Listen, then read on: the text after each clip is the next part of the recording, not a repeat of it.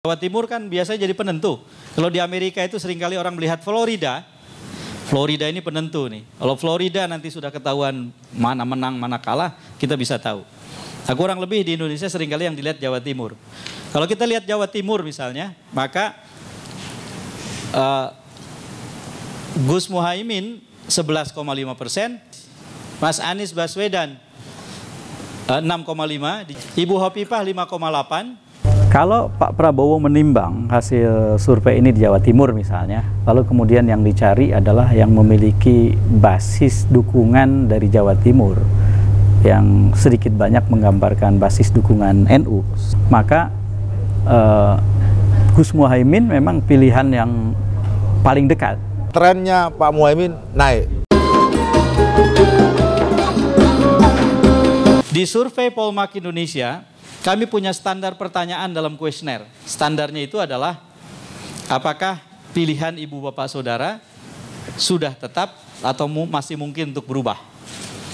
Di antara para pemilih ini, dari mulai yang paling besar Mas Ganjar 22,8% sampai Pak Budi Gunawan 0,2%, itu di dalamnya sangat mungkin ada pemilih yang menjawab masih mungkin untuk berubah.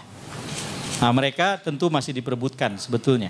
Belum setia pada kandidat masing-masing. Mari kita lihat. Ini per wilayah. Jadi kalau misalnya kita mau konsentrasi, Jawa Timur katanya. Jawa Timur kan biasanya jadi penentu. Kalau di Amerika itu seringkali orang melihat Florida. Florida ini penentu nih. Kalau Florida nanti sudah ketahuan mana menang, mana kalah, kita bisa tahu. Nah, kurang lebih di Indonesia seringkali yang dilihat Jawa Timur. Kalau kita lihat Jawa Timur misalnya, maka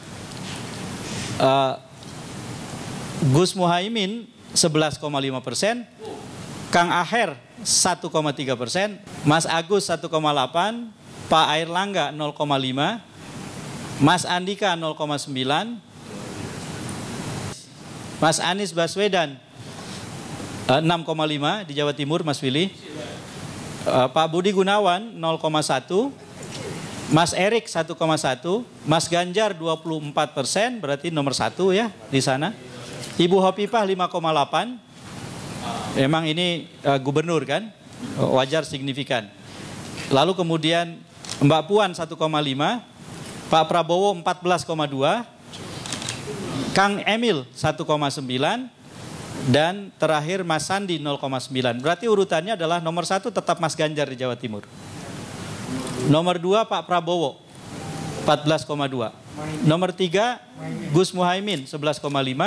Nomor 4 Mas Anies 6,5. Nomor 5 Bu Hovifah 5,8. Menurut survei itu gitu ya, artinya sosok Gus Muhaimin itu menjadi salah satu penentu kalau dipasangkan dengan siapapun. Di Jawa Timur ya tentu. Di Jawa Timur ya, kalau orang mau berebut suara Jawa Timur, tentu kan harus menghitung distribusi elektabilitas para kandidat. Ya. Jangan lupa bahwa sebetulnya basis survei Jawa Timur itu adalah 11 dapil. Jadi ada 11 survei. Ya, dari dapil 1 sampai dapil 11, tentu saja besarannya lain-lain itu. Yang bisa dibayangkan di Jombang misalnya, itu paling besar lah Gus Muhaimin. Itu kampungnya Gus Muhaimin gitu, di dapil itu.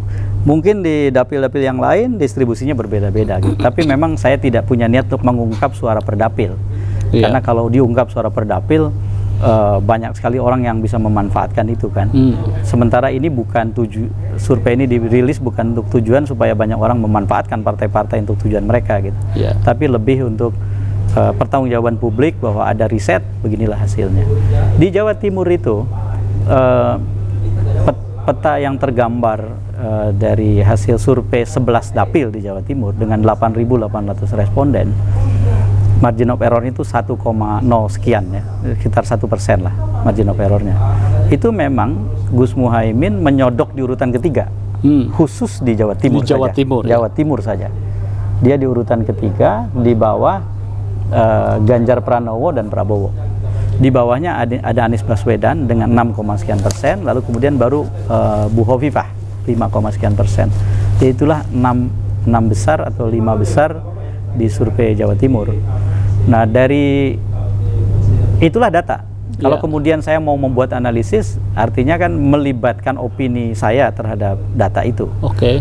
Nah, dari yang saya Jadi setelah survei ini selesai, saya kan harus mempelajari bersama teman-teman Polmark kan, kenapa di Sumatera bagian utara seperti ini hasilnya, kenapa di Jawa Barat Mas Anies ternyata bukan pemenang gitu. Kenapa di Jawa Barat masih Pak Prabowo pemenang? Katanya kalau di Jawa Barat Anies Baswedan pemenang. Itu kan semua itu kan asumsi orang sebelum kita riset survei. Saya lebih mau bersetia pada data survei karena saya jaga betul kualitas surveinya. Nah, ketika melibatkan upaya analisis itu, yang bisa saya temukan adalah itu berkait dengan aktivitas sosialisasi atau kampanye. Siapa kandidat yang lebih aktif dibandingkan Gus Muhaimin di Jawa Timur? Nomor satu itu. Yang kedua, adakah kandidat yang lain selain Agus Harimurti yang memang dianggap betul-betul datang dari basis Jawa Timur kan? Dengan Bu Hovifah lah. Gitu. Potensi Gus Muhaimin katakan berpasangan dengan Prabowo itu ya. Itu bagaimana nih? Kalau Pak Prabowo menimbang hasil survei ini di Jawa Timur misalnya, lalu kemudian yang dicari adalah yang memiliki basis dukungan dari Jawa Timur yang sedikit banyak menggambarkan basis dukungan NU, maka Gus Muhaimin memang pilihan yang paling dekat dalam 3 pengertian. Pengertian yang pertama, sudah berkoalisi. Artinya kan Gerindra dan PKB sudah berkoalisi. Gus Muhaimin itu ada di dalam koalisi itu, dekat dalam pengertian itu. Nah, yang kedua, dekat dalam pengertian bahwa Pak Prabowo dan Gus Muhaimin itu adalah 2 orang penentu yang konon bersepakat untuk menentukan seperti apa koalisi itu memutuskan calon presiden, calon wakil presiden. Artinya sudah sangat dekat, mereka berdua yang memutuskan.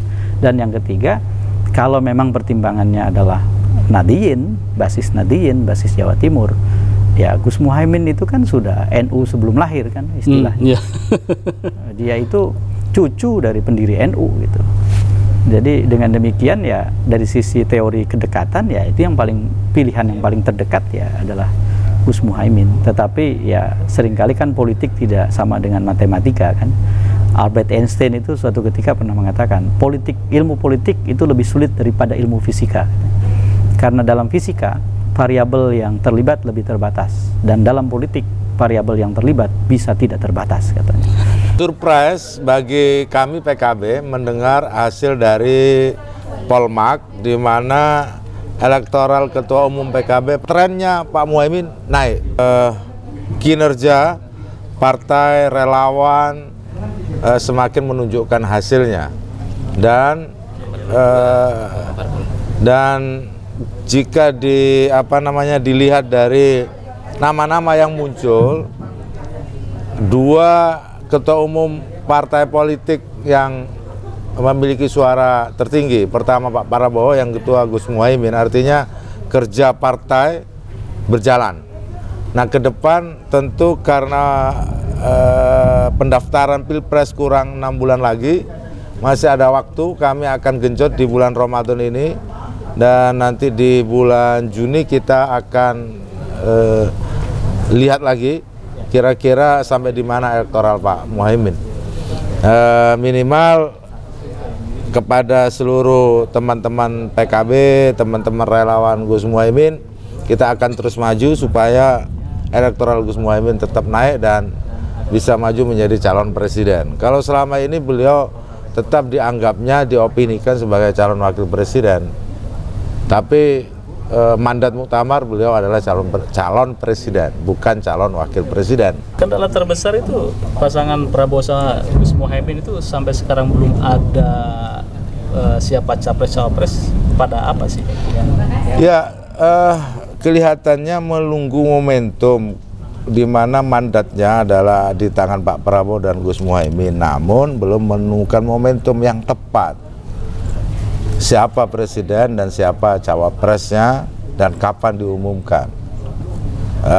Banyak variabel. Kalau lihat hanya variabel kemenangan, PKB dari awal kenapa berkoalisi dengan Gerindra, karena kami melihat akan ada kemenangan.